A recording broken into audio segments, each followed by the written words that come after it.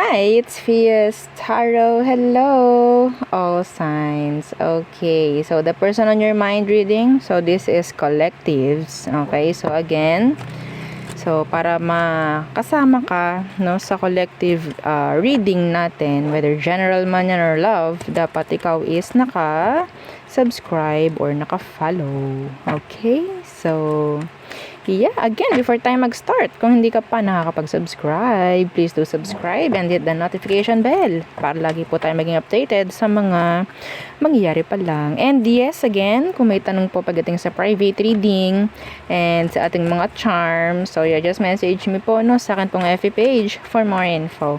So again, this is our cord cutting necklace. So siya yung nag-aalis ng kaalatan sa buhay. Opo, tatanggalin natin lahat ng mga nakatali sa inyo, nagsisilbing bigat sa energy nyo at sa frequency.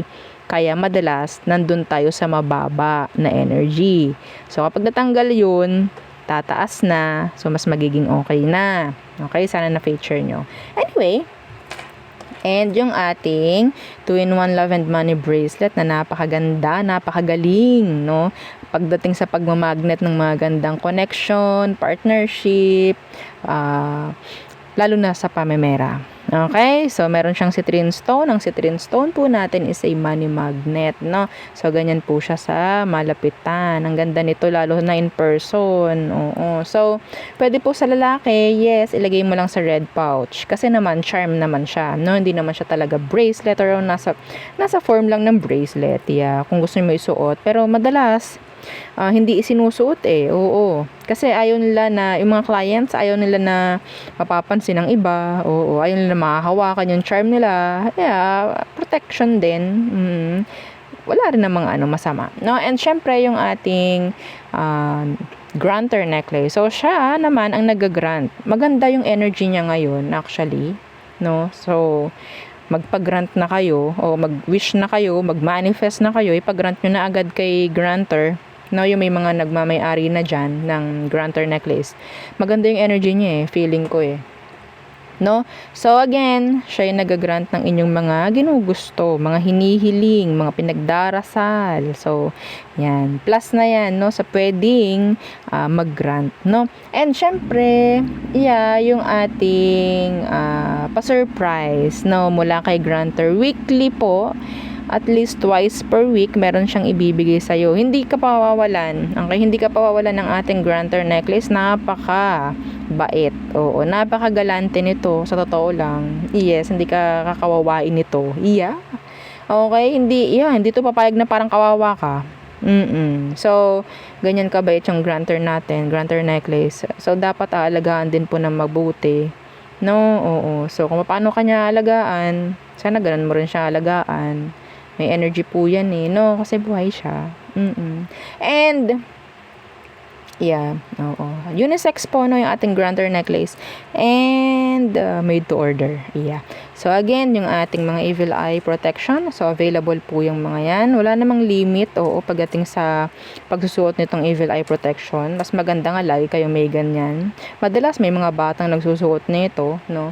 Pero, yeah, ang job description niya is itaboy yung mga evil eye na ibinabato sa atin ng kahit sinong tao para maapektuhan. Yeah, yung evil eye kasi ang maapektuhan sa inyo na yung frequency mo, yung energy mo. So kapag nadali yun, dali ka na rin, no? Oo, so ganyan po, no? Para siyang palipad hangin, yan, mga ganyan. Mga taong nagwi-wish ng hindi maganda sa'yo. Yan, ganyan yung mga evil eye. So, yun yung puprotektahan niya kayo mula doon, no?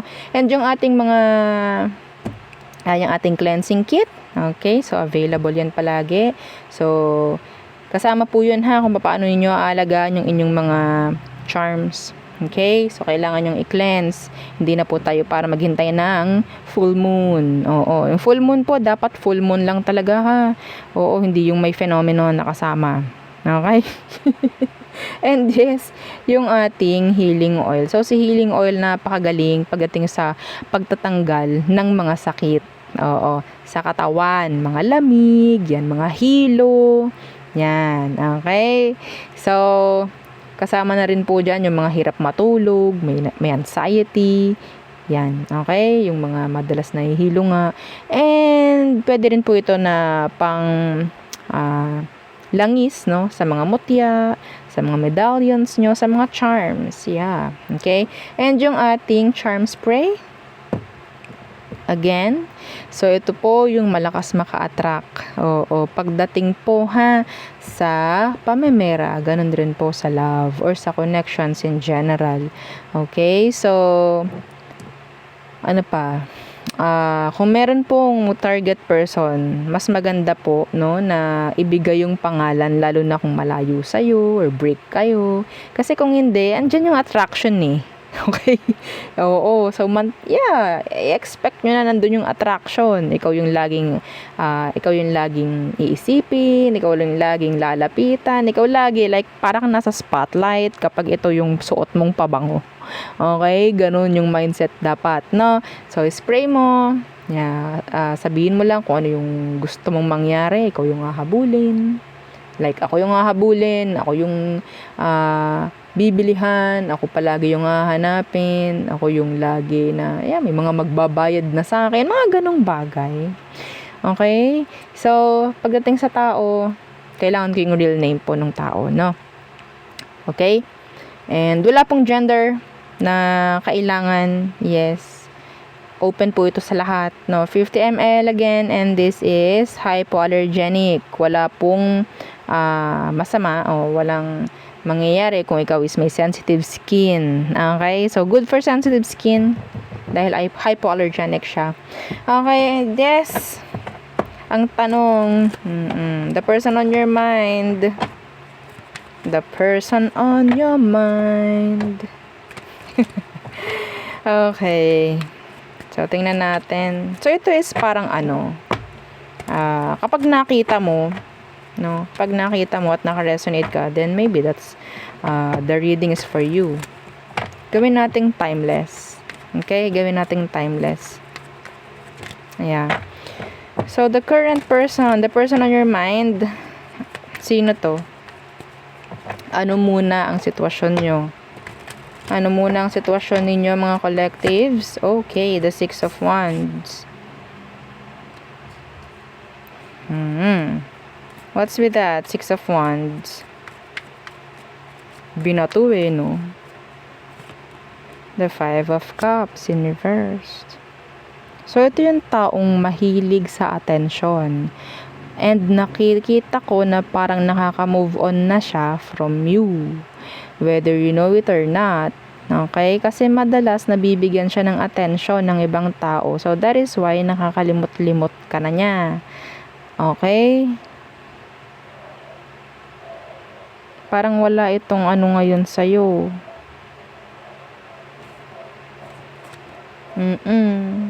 You're in a separation right now.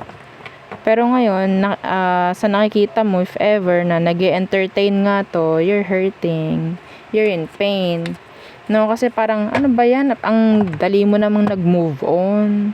Parang ganun yung naririnig ko sa'yo.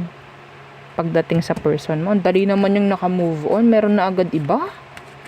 Parang ganun. Parang wala kaming pinagsamahan. Parang hindi man lang siya nalumbay. Parang ganun. No?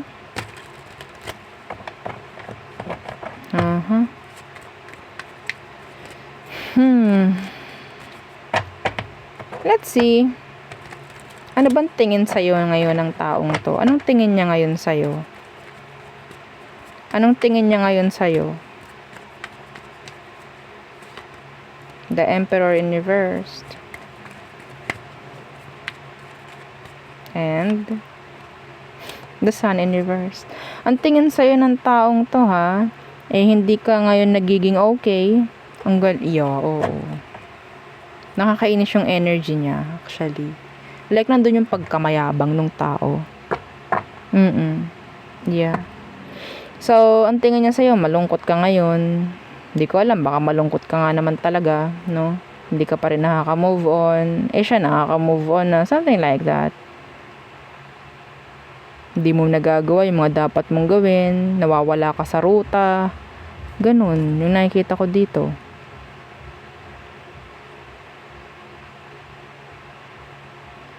Okay? Lagi kang galit. in general, ang tingin ng taong to ngayon sa'yo is hindi ka okay.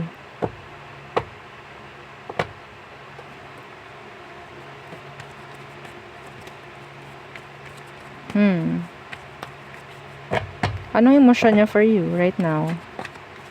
Anong emosyon niya sa'yo ngayon? Yung iba sa inyo, alam niyang galit ka pa sa kanya. Or tingin niya, galit ka pa rin sa kanya hanggang ngayon. O siguro, yun yung parang dahilan niya kung bakit nasa ganyang sitwasyon siya ngayon. Like, wala naman akong babalikan dito or what. Pero ano bang emosyon niya ngayon sa'yo? The Knight of Coins in reversed.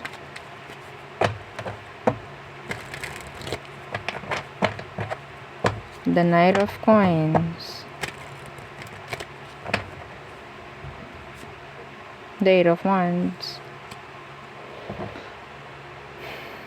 Alam nyo, mga collectives, ang nararamdaman niya sa ngayon, gusto niya talaga na move forward. Kasi parang feeling niya wala na siyang babalikan sa'yo. Yun ang feeling niya, ha. And takot rin itong taong to na ma-reject or mabaliktad. So that is why, okay, gagawa lang akong paraan para kukuha na lang ako na attention mula sa iba. Ayoko kasing ma-reject if ever. Yeah, see, death. The Two of Coins. So para siyang nagja-juggle. Like, I think meron tong gusto pa rin na mangyari sa inyo pero hindi siya ganun katapang. No, na kausapin ka, bumalik sa'yo. Lalo na nga kung alam niya na galit ka. Hindi niya alam na lalo kang nagagalit sa ginagawa niya. Imbis na ayusin yung inyong windang si Fersen. Oo, windang siya ngayon. So, kung ano man yung naramdaman niya ngayon, it's like an escape. Kasi meron siyang kailangan gawin sa sitwasyon nyo. Parang tinataguan niya lang or nilalayuan, tinatakbuhan. Okay? So, anong next action niya? This is timeless, by the way. Walang month. So, kung makaresonate sa ito, so kunin mo yung mga advices kung meron tayo makikita. So, anong next action niya? Next action sa'yo nitong taong to. Meron ba? Kasi parang wala pinanghihinaan ng loob to. Tingnan natin. The Wheel of Fortune's like, okay, bahala na si Batman. Yeah. Bahala na, I'm just going with the flow. Kung anong meron, kung anong dumating, yun. Parang ganyan Yeah, the Seven of Swords. So, andun yung salitang naninigurado. Okay? Naninigurado. Hindi siya para mag-take risk. Takot siya. Doon siya sa parang sigurado. Yeah. So, maybe, kung anong meron sa kanya currently, then, yun yung pagfo-focusan niya. Ayaw niya mag-take risk. May takot to. Okay? So, yung advice for you. Anong advice for you? Eight of Coins. Be consistent sa mga ginagawa mo sa ngayon. Huwag kang apekto. Okay? Bumalik ka sa trabaho. Maging productive. Okay? Maging productive ka. Huwag kang mawawala sa ruta. Okay? Yeah, the Ten of Coins. Payaman ka. Oo. Payaman ka. The Hierophant. Okay? So, siya, hindi niya alam may takot to. So, ngayon, lahat siguro ng galit mo, no? Lahat siguro, gawin mong motivation yung sitwasyon na nangyari. Like, kung may galit ka, doon mo ituon sa progress. Dapat, no? Sa progress, sa improvement. Dapat magkaroon ka ng motivation in life. Kasi kung ito lang iisipin mo, wala talagang mangyayari Yeah. Yung mga failures na nangyari, gawin mong motivation. I don't know how, it's up to you kung paano mo gagawing motivation yun, no? Like, magkaroon ka lagi ng dahilan para gumawa. Huwag mong aalisin yun sa sarili mo. Okay? Magkaroon ka lagi ng dahilan para gumawa. Huwag mong bibigyan yung sarili mo ng dahilan para hindi gumawa. I-focus mo lang yung sarili mo sa improvement, sa progress. Sinasabi rito na mas magiging okay ka, lalo na sa kaperahan if you're interested. Syempre, sino bang hindi, no? Okay? Eventually, makikita mo rin yung para sa'yo. Yeah, makikita mo rin yung para sa'yo. Sabihin nating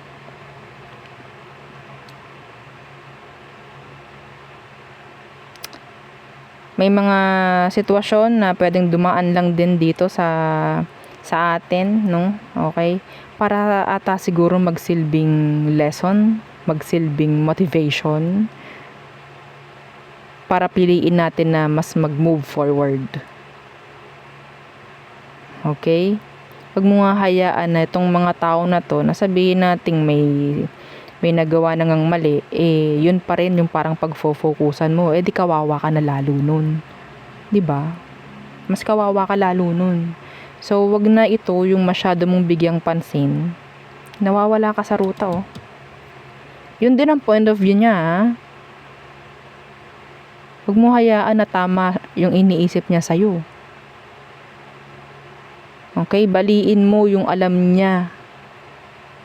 Kung in-expect niya na ikaw is malungkot ngayon, malumbay, wala kang ginagawa, patapon ang buhay mo ngayon, ibahin mo yun. Okay? So, gawin mo lang yun yung dahilan na mali siya. 'Di ba? Na mas magiging okay ka without this, without them. Ang ganda nito, oh. Be productive. Gawin mong busy yung sarili mo. Makakatulong rin actually. Makakatulong rin. Nandyan din yung mga suporta na pwedeng sumuporta nga sa'yo.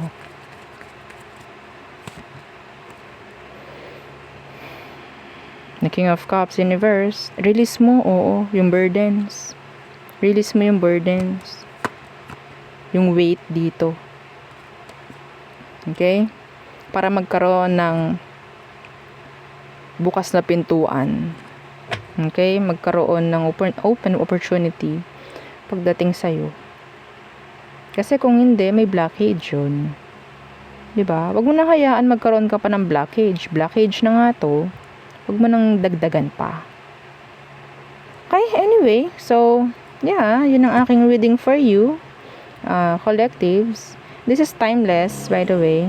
So, anytime, any year, mong mapanood ito is, lalo na kung mag-resonate ka, follow mo, no, yung advice na nakuha natin.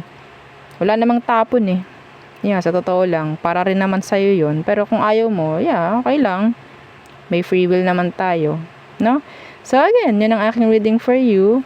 All signs, yeah, collective. So, thank you. Goodbye.